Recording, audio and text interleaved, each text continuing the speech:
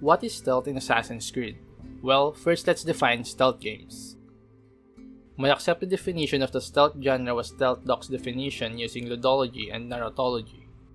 Ludology defines stealth games as games that contain passive and active obstacles that the player will navigate. Passive obstacles like cameras, alarms, or even passive NPCs can become active once they detect the player. In Narratology, it defines stealth games as a genre that have main characters who have interest in remaining unseen.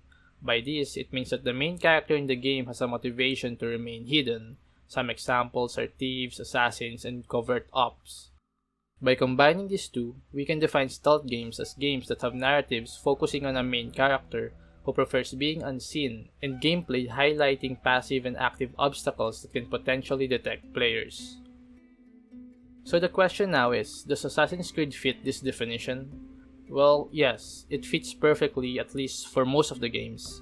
All the Assassin's Creed games have active and passive obstacles or elements. Actually, every game nowadays has active and passive obstacles. By active, we simply mean gameplay elements such as enemies that actively seek the players. This can vary from guards that are aware and actively seeking the players to the usual boss battles we can expect from Assassin's Creed games. For passive elements, this can be guards on a fixed patrol pattern, parkour puzzles, and those collapsible scaffoldings and ziplines we can find in Assassin's Creed.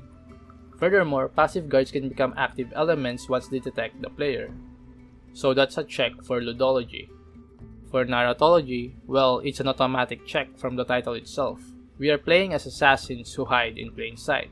However, I can see an argument against Odyssey. In my playthrough, I don't remember any scene that gave Cassandra motivation to hide. I mean, there was that one scene where Marcus said that Cassandra should not get seen when stealing the Cyclops' eye. But that was a very specific mission. It didn't really give Cassandra any reason to be stealthy throughout the game.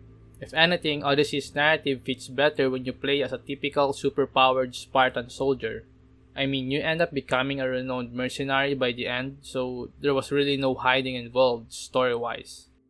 For Valhalla, I'm not so sure since I haven't played it, but I've seen a scene where I think Basim tells Eivor to try hiding instead of just going headfirst, but I'm not sure if this is also specific to a mission or just a general advice.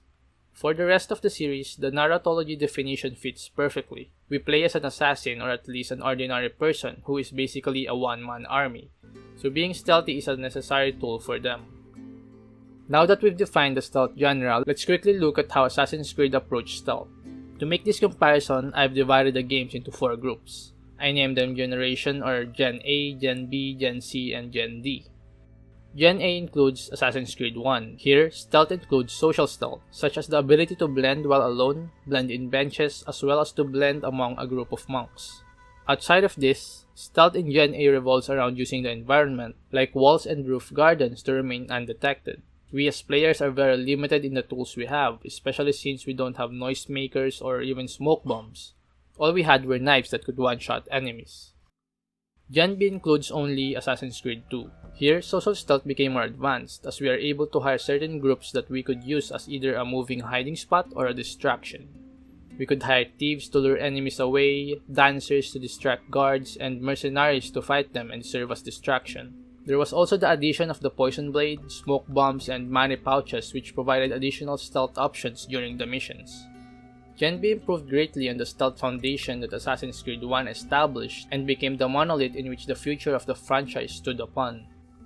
Moving to Gen C, these are Brotherhood, Revelations, Assassin's Creed 3, Black Flag, Rogue, Unity, Syndicate, and Mirage. These games have similar stealth mechanics to Gen B but with more substance, I think that's the right word. Gen C introduced intricate tools that we could use to distract enemies. We had throwable smoke bombs, money pouches, noisemakers, sleep darts, traps, and various types of bombs, like those caltrops and datura bombs in Revelations. Oh, and somewhere in the middle of Gen C, the Holy Crouch button was created, allowing us to finally crouch in Assassin's Creed. These additions made stealth a bit more complex and provided players with more options to approach an objective. Lastly, Gen D is basically the RPG games. Origins, Odyssey, and Valhalla. Since I haven't played Valhalla yet, just know that these notes are only true for Origins and Odyssey. These games, since they are RPGs, kind of strayed away from the stealth direction that Gen C was hopping towards. For instance, the throwable smoke bomb disappeared in Origins. You could only use smoke bombs after dodging, and when you use it, Bike will throw it at his feet. In Odyssey, the smoke bomb was just gone. We have the stun ability, but it didn't really behave like the traditional smoke. Social stealth also disappeared in the RPG games, which was a very weird decision if you ask me. I mean, you can't blend in an Assassin's Creed game, really? In Valhalla, I know social stealth returned. I've seen some clips, and thank God for that. With these distinctions between the stealth mechanics in the games, we can see that Gen D fails in the Narratology definition of stealth games. In Origins, Bai can be played stealthy, however, it was not until the end of the game when he and I realized that they have to stay in the shadows and do all that Hidden One stuff. So this means that there was really no narrative motivation for Bayek to be stealthy. In Odyssey, as I've said earlier, Cassandra also had no motivation to be stealthy, especially since she has a magic spear.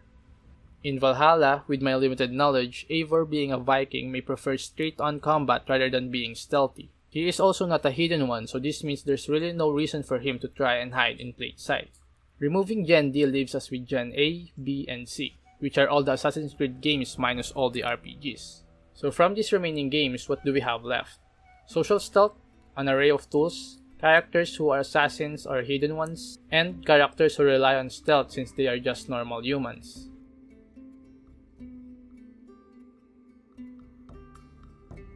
This then leads us to the conclusion that Assassin's Creed Stealth is the culmination of expansive social stealth mechanics, array of tools, and narratives revolving around a secret organization composed of normal individuals willing to make a change.